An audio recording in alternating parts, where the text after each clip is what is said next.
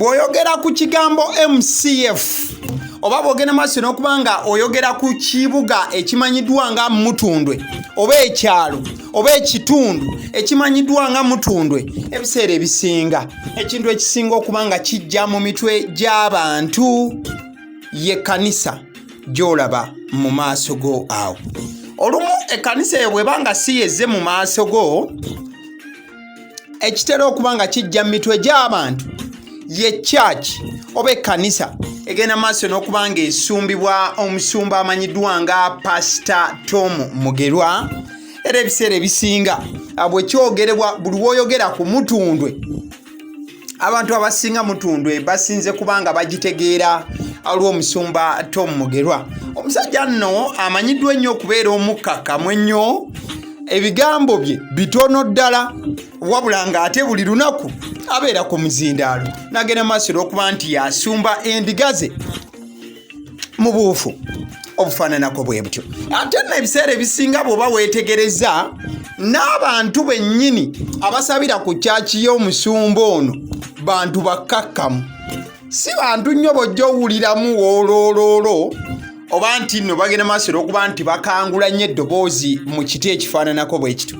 Ate era mukadde ke kamu bw'onoonya ennyo n'otunuulira amawulire, omusumba ono kizibu nnyo kyamusanga mu mawulire for any wrong reasons.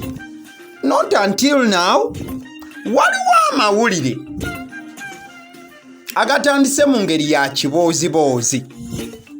We are yet to make confirmations oba ddala oba just waliwo abatandise kuba nti omusumba ono bamuzimbako engeri ya propaganda n'okubaako bye beeyisizaawo.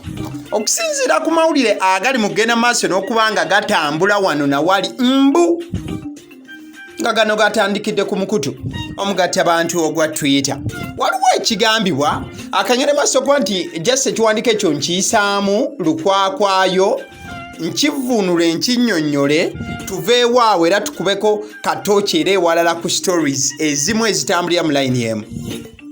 Pastor Tom Mugerwa of Mutundwe Christian Fellowship earns 100 million a day. Church mobile lines reach the deposit limits before 12 midday every day. More funds flood in from Western Union, which has forced security agencies to step up and carry out an investigation on him after banks and mobile service providers complaining to them.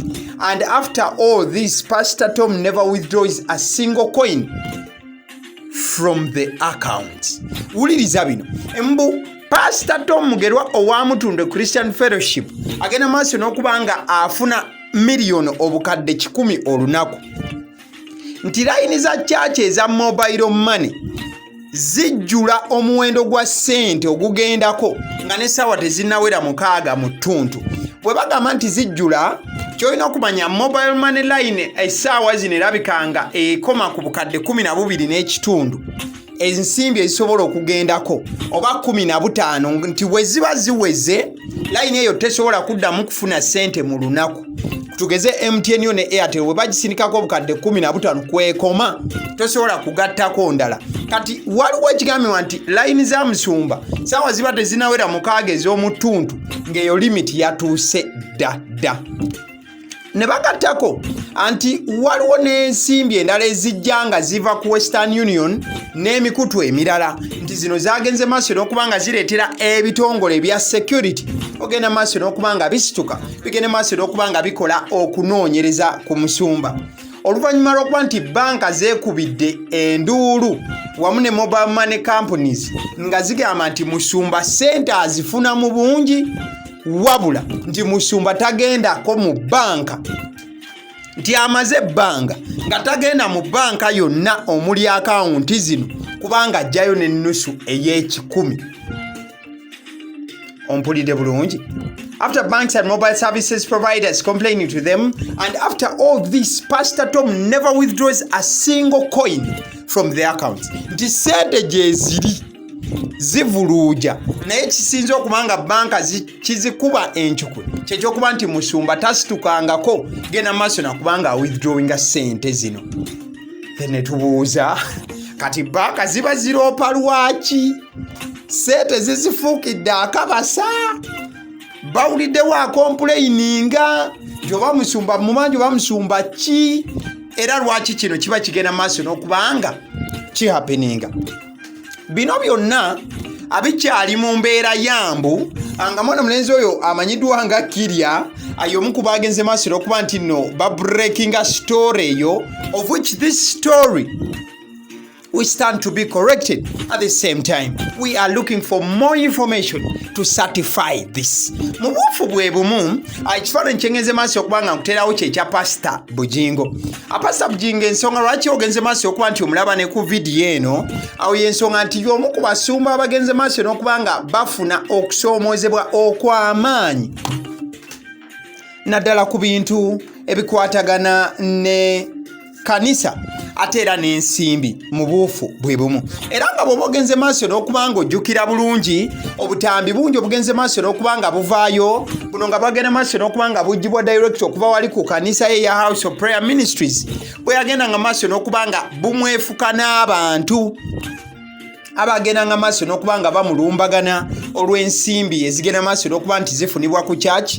Ojja kujjukira nti musumba oba Pastor Bujingo abadde ne drive ey'amaanyi okulaba nga azimba Pentagon era okuva yagenda maaso n'okuba nga agamba nti bannaayi tugende maaso n'okuba nga tufunayo ensimbi ez'enjawulo tugende maaso n'okuba nga tuzikuŋŋaanya buli omu akuŋŋaanya okusinziira mu busobozi bwe tugende maaso n'okuba nga tuzimba Pentagoni.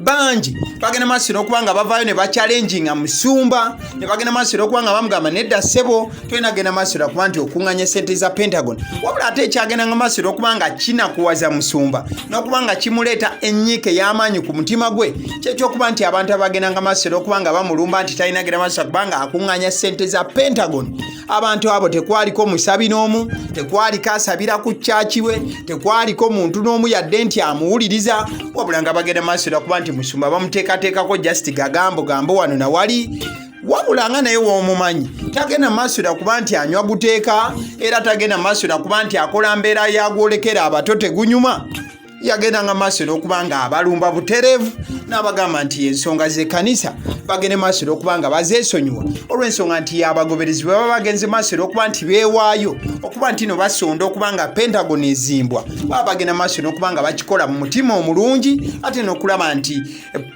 House of Prayer Ministries etudde ewantu ewagumu ewali ekkanisa egenda maaso n'okuba nti eweesa Mukama ekitiibwa mu buufu obufaananako bwe butyo. So ensonga lwaki ngenze maaso okuba nga nkuteerawo ne Pastor Bujingo yensonga nti naye abadde mu mbeera y'emu ey'okubeera nti bano nabali bagenda maaso n'okuba nti bamuteekako emimwa ng'akuŋŋaanya ssente za Pentagon okulaba nti Pentagon egenda maaso n'okuba ng'ezimbwa omwalimu n'abaali bageze maaso okuba nti bamukubirawo obuyimba. Kale eyo kyakino eyamusumba Tom Mugerwa wali emanyiddwa nga mutundu e Christian Fellowship mu buufu obufaananako bwe butyo wabula nga byonna bigenda maaso n'okuba nti byogerebwa ku musumba ono bonna abatunuulira butunuulizi abagenda maaso okuba nga batambuza ebigambo nasigala ng'abuulira kigambo kye.